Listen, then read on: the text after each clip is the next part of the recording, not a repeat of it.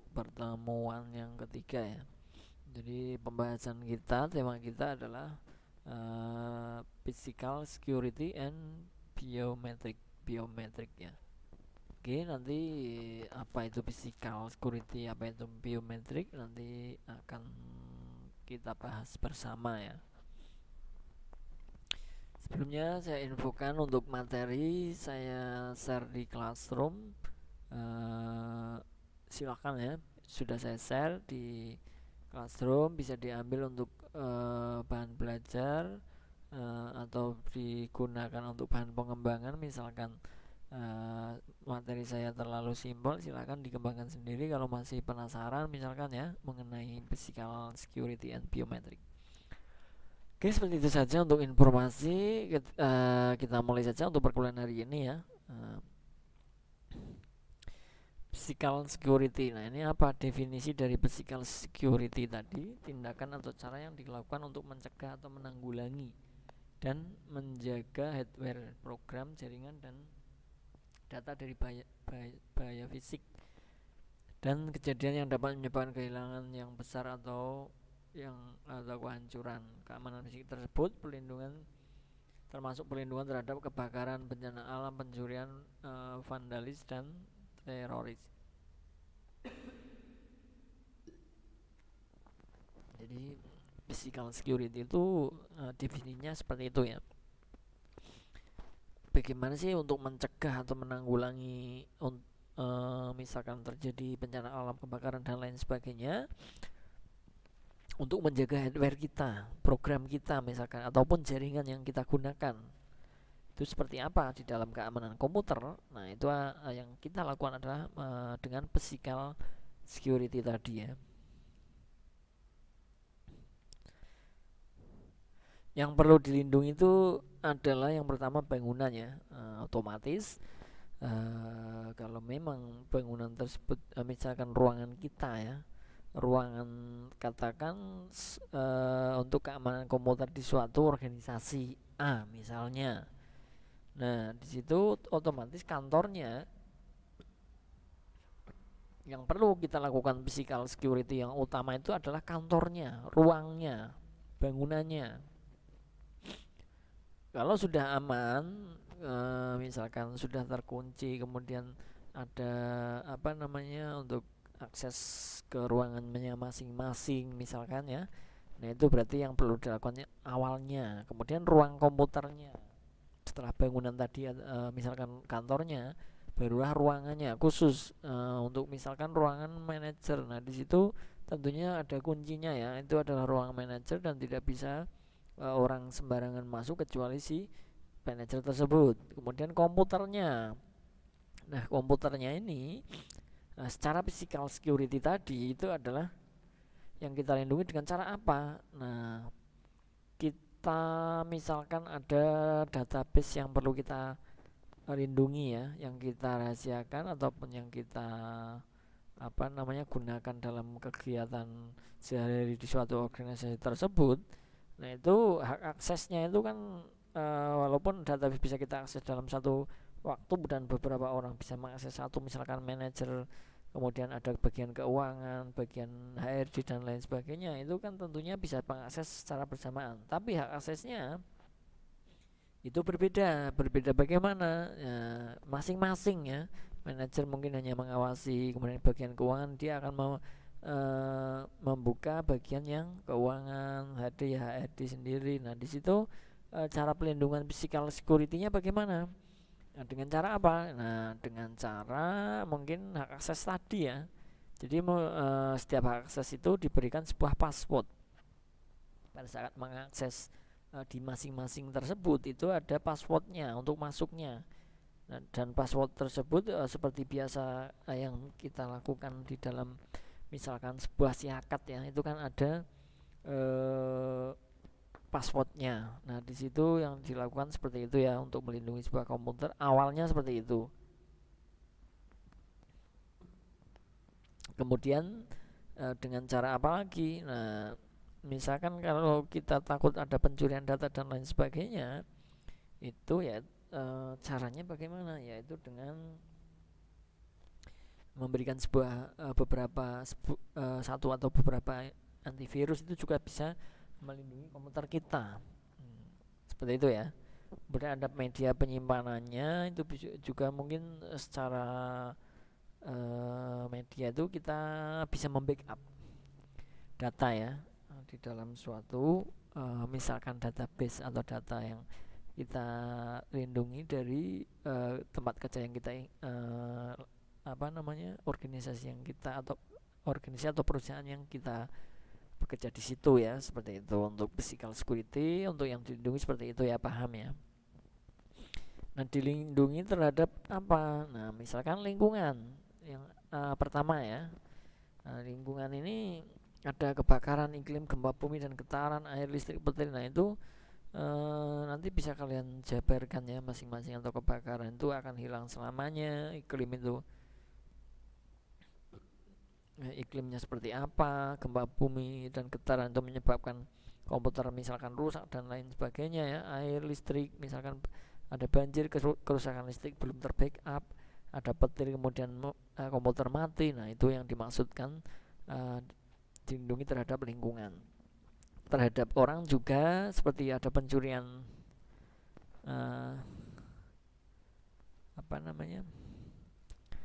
pencurian data, perusakan data, atau mengakses yang tidak boleh mengakses, kemudian mereka merusak dengan mengakses data tersebut ya. Nah, itu dari manusia atau dari orang. Physical security ini awalnya dianggap tidak penting, sering diabaikan ya, padahal itu sangat penting saya rasa ya.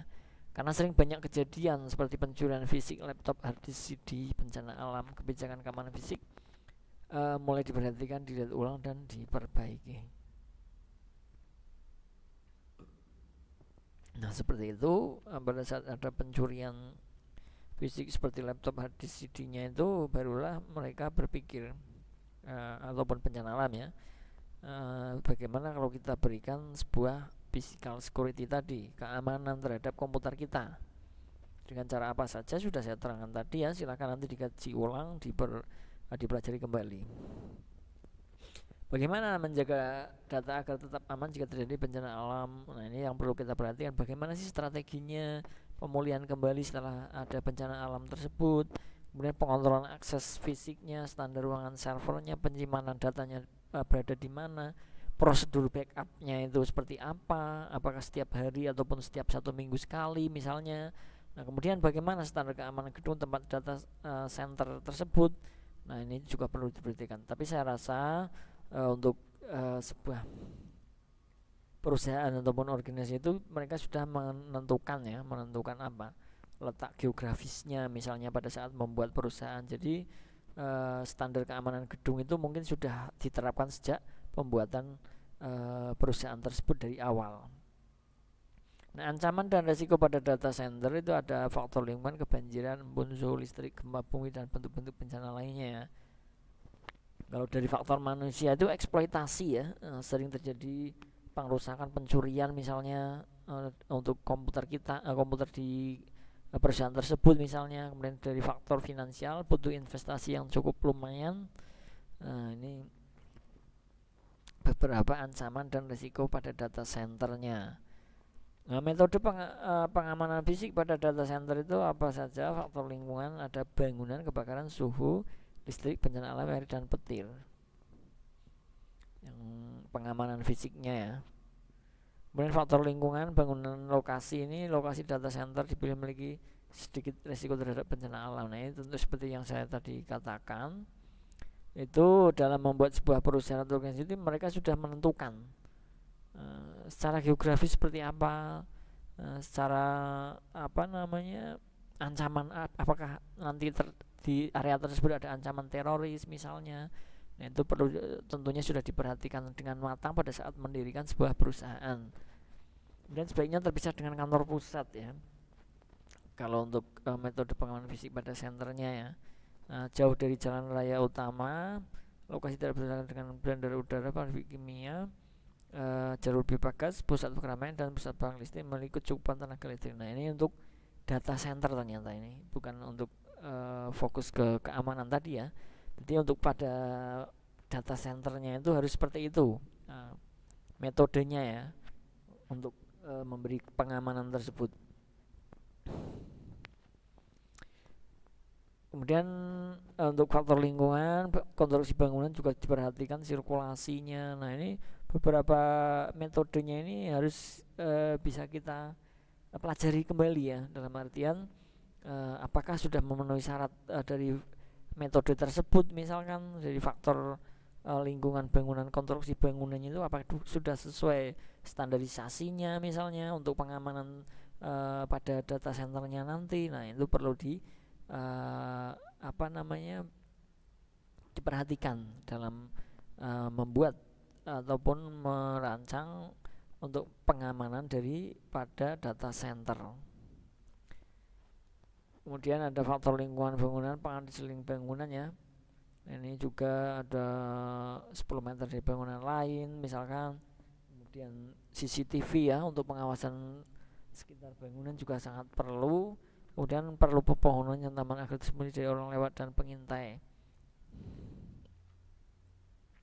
Kemudian area parkir kendaraan perlu diawasi, gunakan petugas yang profesional dan detektor bom untuk kalau memang diperlukan ya. Di suatu perusahaan besar itu tentunya pasti sangat ketat untuk pengamanan daripada untuk data centernya di suatu perusahaan misalnya ya.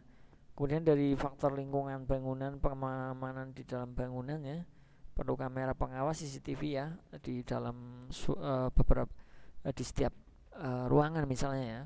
Kemudian sensor asap, sensor kebakaran juga perlu diperlukan agar nanti pada saat misalkan terjadi kebakaran itu ada alarmnya. Pengawasan terhadap pintu masuk dan keluar. Di samping dari CCTV tadi ada pengamanan, misalkan ada security-nya atau satpamnya untuk pengamanan pada data center tadi misalkan ya. Karena data center ini adalah data pusat dari datanya. Jadi perlu diberikan keamanan yang ekstra. Seperti itu ya intinya ya. Untuk physical security itu seperti halnya fisik, pengamanan fisik secara langsung ya, tidak beda dengan untuk pengamanan secara dari programmer untuk misalkan mencegah terjadinya dari hacker misalkan. Nah itu beda ya, bukan pengamanan fisik namanya. Faktor lingkungan kebakaran ini juga perlu diperhatikannya adalah suplai listriknya, bangunannya, jangan yang menggunakan bahan yang mudah terbakar. Seperti itu banyak ya, untuk silakan dipelajari nanti. Dari suhu iklim juga perlu sensor ruang suhu, gunakan AC yang cukup untuk membuat ruangan tetap dingin. Suhu yang baik 10 derajat Celcius, kelembaban antara 20-80%. Bila memenuhi batas suhu, nah ini untuk mengamankan dari faktor segi suhu ataupun iklim ya. Nah dari faktor listrik itu ada voltase yang daya yang harus cukup, grounding yang baik, perlu stabilizer, perlu listrik cadangan seperti UPS dan genset ya. Dan ini pengamanan pada saat misalkan kita dalam suatu perusahaan mengerjakan suatu pekerjaan yang memang memerlukan untuk dalam data center tadi, itu bisa diberikan keamanan pada saat mati lampu nanti otomatis genset akan nyala misalnya, seperti itu ya. Dari bencana alam juga tentunya memang dalam seperti yang tadi saya katakan, dalam membuat sebuah perusahaan itu pasti sudah menentukan beberapa faktor ya. Jadi tentunya mungkin yang bebas dari bencana alam ataupun setidaknya adalah meminimalisir ya tempat yang bagian sering terjadi bencana alam, jangan dibuat sebuah gedung misalkan. Kemudian tentunya dengan adanya bencana alam, takutnya oleh karena itu mungkin tiap hari itu kita bisa membuat backup dari data-data yang sudah masuk, nanti bisa kita backup per hari misalkan atau tiap jam ataupun bagaimana, itu sesuai standarisasi di perusahaan tersebut. Nah penyimpanannya di mana untuk hasil backupnya? Biasanya di usernya atau pengguna ataupun yang mempunyai hak akses tersebut itu masing-masing ya. Di bagian keuangan ya keuangan misalkan, ataupun bagian khusus backupnya juga bisa di administrator dari database-nya misalnya, itu kan bisa membackup semua data-datanya ya. Paling tidak hanya membackup saja, nanti yang bisa membuka adalah hak akses masing-masing, seperti itu biasanya. Seperti itu untuk dari bencana alam ya, nanti bisa dibaca-baca kembali. Nah, untuk dari air itu banjir misalkan ya. Kemudian kalau terkena air harus dikeringkan. Sensor air di dekat lantai dekat komputer bisa diberikan sensor ya, agar tidak, karena untuk komputer sendiri itu rawan terhadap air ya, elektronik, barang elektronik itu nanti terjadi konslet takutnya. Kalau dari petir, bisa digunakan penangkal petir, mungkin di setiap perusahaan pasti ada ya. Kabel penangkal petir harus sampai mencapai air tanah. Bisa terjadi penting, matikan komputer dulu pada saat ada petir ya, mungkin seperti itu ya. Kalau memang petirnya sudah terlalu ya, mungkin perlu dimatikan terlebih dulu kalau memang tidak mengganggu rutinitas ataupun aktivitas dari user tersebut atau karyawan di suatu perusahaan misalnya. Kalau dari faktor manusia sendiri bagaimana? Seringkali eksploitasi oleh orang dalam ya, biasanya yang sudah mengerti itu dari orang dalam, itu yang perlu diperhatikan ya. Jadi beberapa karyawan yang memang memegang untuk hal-hal yang seperti itu, yang vital ya, dari mungkin keuangan ataupun dari administratornya, itu harus benar-benar orang yang mempunyai dedikasi terhadap perusahaannya. Jadi nanti kalau orang dalam yang tidak bertanggung jawab, kurang disiplin ataupun kurang dedikasi terhadap perusahaan, itu takutnya mengeksploitasi nantinya dari data-data tersebut. Digunakan teknologi biometrik, biasanya digunakan sebagai autentikasi untuk masuk ke ruangan khusus seperti yang ruang server, ruang komputer, atau untuk mengakses suatu sistem. Jadi ada autentikasi masing-masing ya. Siapa yang berhak masuk ke dalam ruang server misalnya, itu ada autentikasinya ya, dengan teknologi biometrik tadi ya. Biometrik ini dapat berupa sidik jari, telapak tangan, pola retina, pola suara, tanda tangan, dan pola mengetik. Jadi pada saat di ruang server misalkan yang berhak adalah ada 2 orang, kemudian mereka menggunakan biometrik sendiri-sendiri ya. Ada yang menggunakan sidik jari, ada yang menggunakan telapak tangan misalnya. Nah, di situ untuk keamanan fisiknya ya, pengamanan fisiknya. Kalau sidik jari ya, yang unik mungkin ya, pemeriksaan pada pola. Nah, ini karena ya, untuk sidik jari itu susah untuk dijiplak ya, biasanya seperti itu. Telapak tangan juga polanya itu berbeda di setiap orang, saya rasa ya, seperti itu. Kemudian ada pola retina. Ada pola retina itu beberapa mungkin setiap orang juga berbeda ini untuk pola retina ya, dari pola retina dari mata ya. Nah, ini mungkin sangat dipercaya tapi kurang diterima karena ditakutkan membutakan ini, karena ada menggunakan sinar inframerah, takutnya nanti akan merusak mata kita misalnya, seperti itu. Mungkin sedikit ataupun tidak terlalu banyak yang menggunakan hal seperti ini ya, untuk menggunakan biometrik tadi. Pola suara, memiliki suara yang akustik yang ini. Nah, ini mungkin